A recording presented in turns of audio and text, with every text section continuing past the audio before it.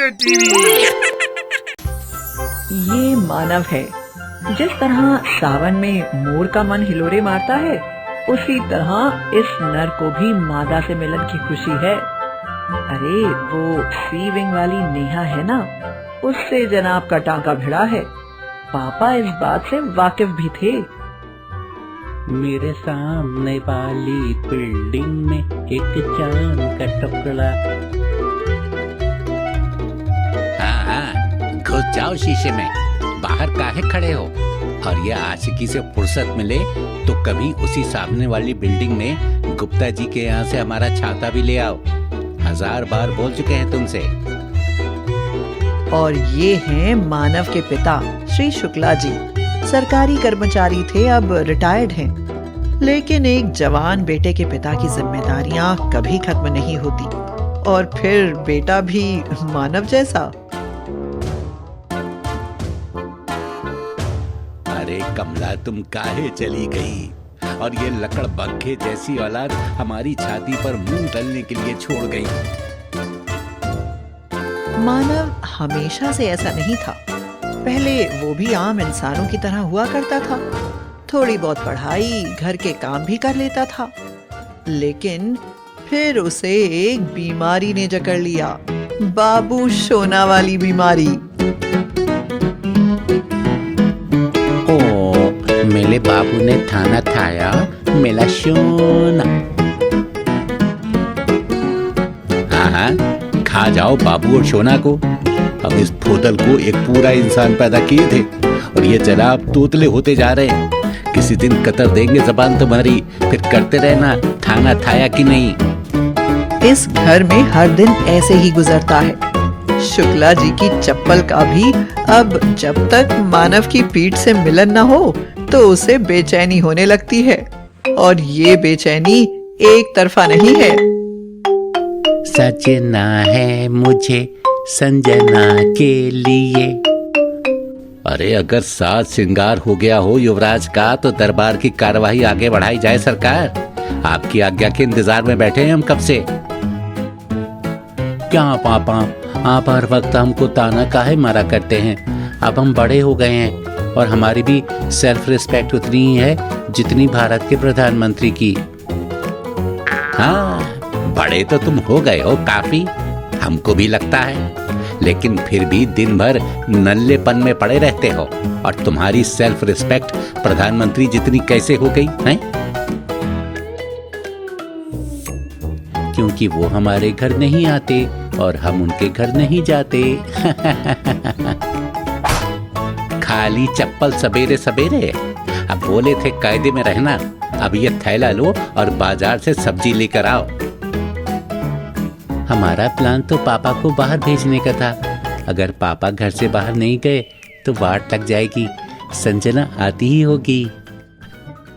क्या सोच रहे हो? थप्पड़ चक्कर जाओगे क्या है? हम क्या कह रहे थे पापा, आप सब्जी ले आइए, तब तक हम घर साफ कर देते हैं। देखिए ना कितना धूल जमा हुआ है। इस कामचोर को पानी का गिलास किचन से लाने में मिर्गी आती है, और आज ये पूरा घर साफ करने की बात कर रहा है।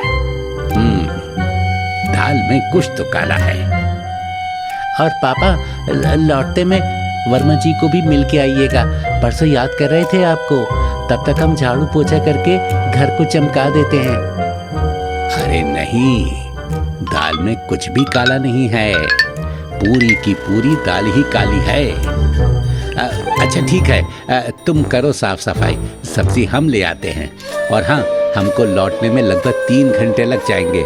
करो सफाई, इस घर में तुम्हारे अलावा कोई कचरा नहीं चाहिए हमको, समझ गए? हाँ संजना, रास्ता साफ है, पापा 3 घंटे बाद आएंगे। तुम अभी आ जाओ, खुला है दरवाजा, और तुम्हारे बाबू का दिन मिलकर करेंगे नेटफ्लिक्स एंड चिल।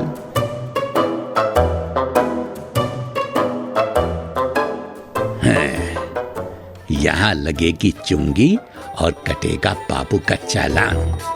आज हम भी देखें कितना घर चमकता है।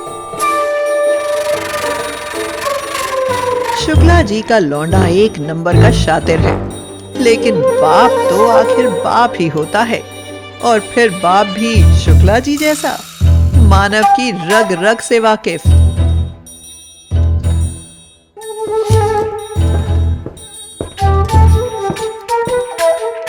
अंकल, मानव शुक्ला का फ्लैट कहाँ है? हाँ हाँ, बस 2 सीढ़ियाँ ऊपर, 44 नंबर। आप नेहा है ना?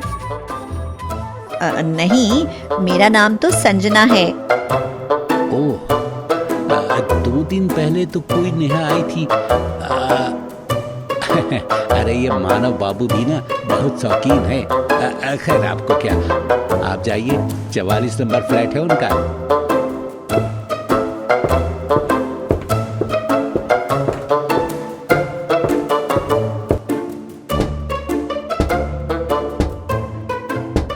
जिसका मुझे था इंतजार, वो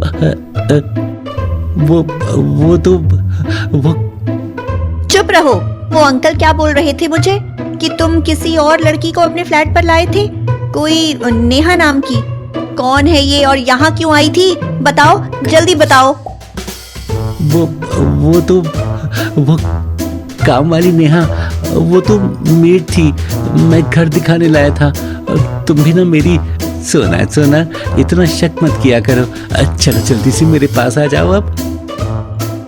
अरे ये क्या, भूल तो नहीं गए आप? ये हैं नेहा जी, वही सीविंग वाली, अपने मानव भैया की पहली मोहतरमा। नमस्ते अंकल जी। ये क्या आप सब्जी ले रहे हैं? मानव को भेजना चाहिए था ना, आप ऐसे ही परेशान हो रहे हैं। यही सही मौका है लकड़ बग्गे को सबक सिखाने का। अंकल जी, क्या हुआ? कहाँ खो गए? नहीं बेटा, अब मानव भी आज घर की सफाई कर रहा है काफी मन से। तुमको भी याद कर रहा था, हो सके तो तुम उसकी मदद कर दो। ठीक है अंकल जी, मैं संभाल लूंगी, अभी जाती हूँ। अब समझ आएगा बेटा कि तुम कितने हैवी ड्राइवर हो। हाँ। ओफो, ये कौन है? हम देखते हैं। रुक जाओ, मैं देखती हूँ, तुम यहीं बैठ जाओ। तुम कौन हो? ओ, मानव की मेड। ओ, मैं उसकी नेहा हूँ। मेड होगी तेरी माँ, तुमने मुझे मेड बताया इसको।